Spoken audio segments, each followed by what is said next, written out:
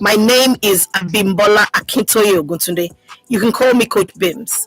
I'm honored to be your host today, and I look forward to a great time with you as we tackle those issues that bow our heads as women, those experiences that try to steal our joy and prevent us from flourishing in all areas of our lives. I hope your day is going well so far. Trust me, it's about to get better. Ladies, it's time to flourish. So last week, we spoke about the coping mechanisms that we adapt in response to trauma. I'd like to start today by answering a very good question sent in by one of our listeners called Lara. And the question goes thus. Hello, Coach Bims. My name is Lara. I didn't realize that not remembering chunks of life could be a coping mechanism. Thank you for shedding light on that. A lot makes sense now. My coping mechanism is isolating, going into myself, and not expressing what I'm going through. I'm in therapy, working on it, and it's getting better. I worry about how much I don't remember from my past sometimes. Is there a way to deal with that? Thanks again. So first of all, thank you so much, Lara. This is such a good question. Thank you so much for writing in. I'm so glad to hear that you're taking charge of your own wellness, you're taking charge of your own healing, and you're in therapy. That's absolutely the right thing to do. So well done for that. So let's talk a little bit about memory and how trauma can affect your memory, because that's what Lara is asking us about today. What happens with us is that when we have really traumatic, really distressing experiences, the human brain is designed to keep us safe and alive. So if you think about what the brain does, it keeps our hearts pumping, it keeps our lungs working, it keeps all our organs, it keeps everything working in sane order. So when something happens that creates a massive shock to our systems, the human brain then looks for a way to minimize the impact, the negative impact on us. One of the things that happens is called disordered memory. We talked about that last week. And so what happens is that the brain sometimes almost loses some memories. Some of them we remember wrongly, hence the term disordered. And so what Lara is asking is it possible to heal this? And the answer is yes. The answer is yes. So Lara, you ask what the best way to heal it is. And I would say that first of all, because you are in therapy already, I would recommend that you speak with your therapist and find out whether it is useful or even safe for you to attempt to recall some of those memories. You will remember that the reason that your brain has caused you to forget some things is to protect you. And so you need to speak with your therapist to find out how best to tackle this. Is it best to try to recall those memories or to just focus on healing whatever pain you might be experiencing, I beg your pardon. So you need to speak with them to find out the best course of action. But yes, there are possible therapy options for you, and they include CBT. You probably have heard of CBT before. It's cognitive behavioral therapy. There's EMDR, which is really good for memory issues. EMDR is eye movement desensitization and reprogramming. There's also DBT, which is dialectical behavior therapy.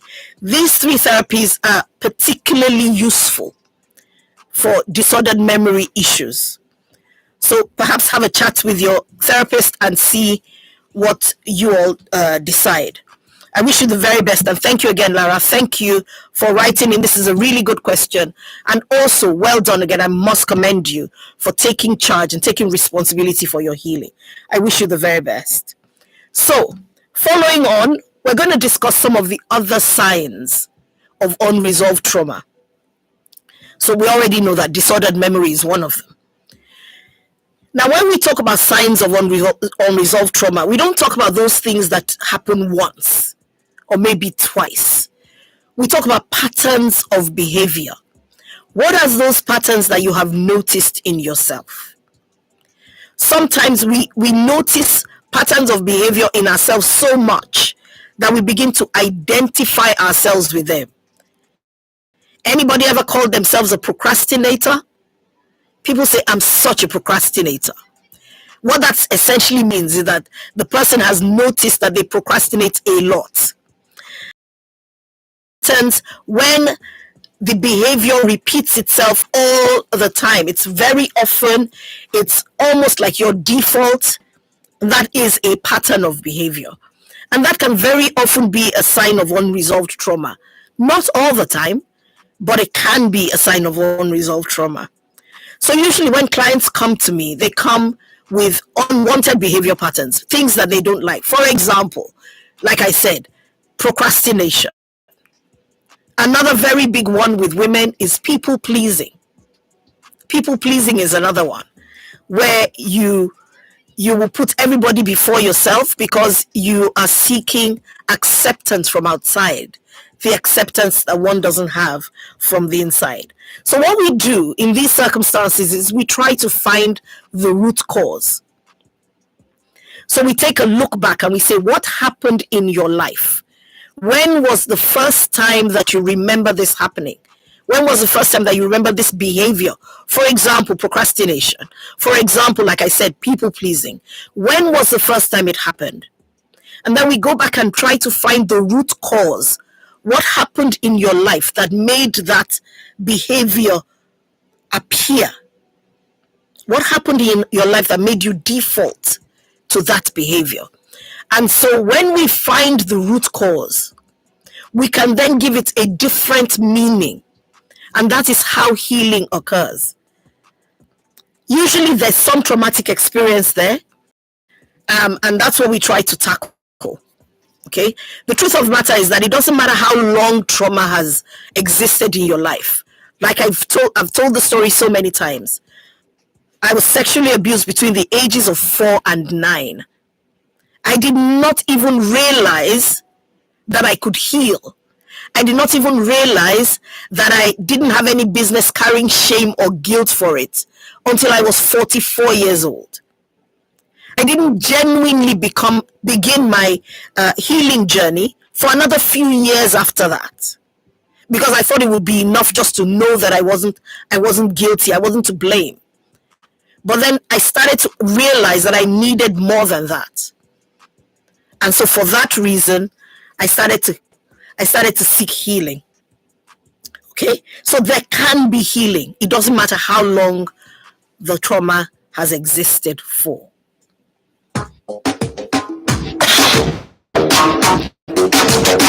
It's not a love song, but it's straight from the heart.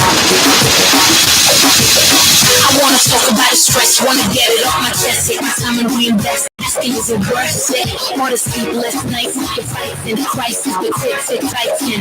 Mama told me there'll be days like this. Put your pen to paper, never use your fist. Imagine how I came through my face rhyming. Started my career, blew it up with the tribesmen. A lot of people have their own opinion. Take it in my stride and step with my only on. They think they know who she would be, should be. Now I'm about to pressure, see I really wanna be me. Inspiration gone, direction gone. Packing my bags, I must be done. But my heart keeps drawing me back. You can do it, baby, one more track.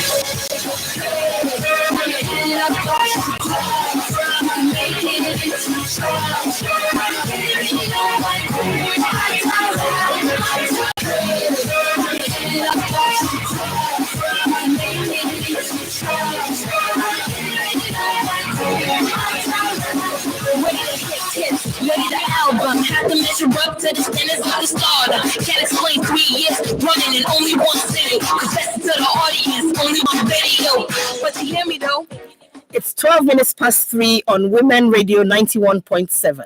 You're still tuned into It's Time to Flourish. I'm Coach Bims. If you've just joined us, welcome. We're discussing some of the signs of unresolved trauma. Earlier on, we answered a question about disordered memory. Do call in with any questions or comments. We'd love to hear from you. The number to call is 07000 917 917. That number again is 07000 917 917. You can send me a text or WhatsApp message to 0703 175 6537. That's 0703 175 6537. Connect with us across all social media platforms: YouTube, Facebook, Instagram at WFM917. That's also media platforms at WFM917. If you have any concerns, you can also leave me a message on social media at WFM917 under the It's Time to Flourish post, and I will do my best to respond. So, we were talking about the patterns of behavior that we see that can signify unresolved trauma. So, I'd like you to imagine with me a tree. So, a tree has roots that go deep into the soil, and it has these leaves, doesn't it? It has leaves and fruit. And whatever is in the soil, the quality of the soil will determine the quality of the fruit of the tree. We all agree with that. If you plant crops in poor soil, you're not likely to get a good yield. And it's the same thing with our minds. So if there is buried trauma in essentially the soil of our minds, and that trauma could be anything. In a previous episode, we talked about the different sources of trauma. So it could be anything. It could be abuse, violence. It could even be extended illness or serious illness. It could be the loss of a loved one. It could be death. It could be loss of parents in childhood. It could be financial collapse. Wherever the trauma may have come from, if that trauma is buried in the soil of our minds, it will bear fruit. It will bear fruit. We talked about how negative emotion is energy. It will express itself. No matter how hard we try to push it away, no matter how hard we try to bury it, it will express itself. And if we don't do what Lara has done, which is seek help, chances are it'll show itself in negative ways. And some of those ways are the signs we're talking about today. So, one of the main emotions that we experience, but disguises itself as many other things, is fear. So fear will present itself as many other things. We mentioned procrastination. Procrastination is essentially it's fear of being found out. It's fear of taking that step. It's a way of avoiding the result of taking. And so, of course, people pleasing. People pleasing is fear of people. People pleasing is lack of self-confidence that causes you to seek approval from other people. And it will make you behave in ways that you would not ordinarily behave because you're too afraid to lose their approval.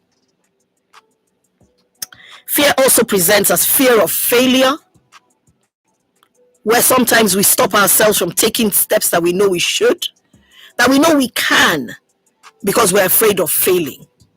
We're so afraid of failing. There's fear of the unknown.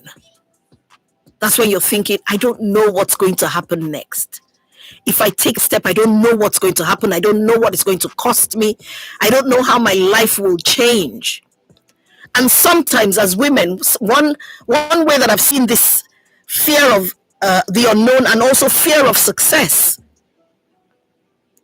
one way that I've seen those two fears show up, particularly for women, is that women will not seek promotion at work. Women will not put themselves forward the way men naturally would. Women won't try to create huge industries that they're capable of, unresolved trauma leaves us with. It's the feeling of not being good enough. And so it shows up, like I said, in fear of failure, fear of the unknown, fear of success, low self-esteem. And I'm wondering, as I'm reading these